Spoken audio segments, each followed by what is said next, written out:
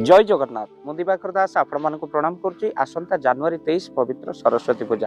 यही सरस्वती पूजा दिन किसी एमती उपाय करूँ चमत्कारिता फल मिल कहीं माँ सरस्वती हूँ बागवादिनी। माँ सरस्वती कृपा हेले मूर्ख पंडित हो जाए। तो कौन करेंगे दिन सरस्वती पूजा दिन आप 5 खंड हलदी नहीं आसतु आई हलदी को एक कागज में मोड़ी आप कौन करूँ माँ सरस्वती पूजा स्थल में चरण पाखे रखी दिंतु। तापर दिन आप हलदी को नहीं आसतु 5 खंड हलदी खंडे हलदी आपण बाटी पिला पाठ पढ़ला बेले आंगुठी लगे दिंतु। आउ हलदी को आपण कौन करूँ सबुदिन पिला जो स्कूल जाऊँ चंदन रे मिसई आपण से हलदी को पिला मथारे लगे दिंतु। देखिए चमत्कार फल आपन को निहाती भाव में मिल आउ पिला स्मरण शक्ति बहुत वृद्धि हम।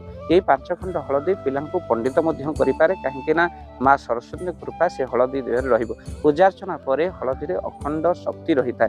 माँ सरस्वती पूजा दिन यही सुजोग के हाथ छड़ा करतु ना।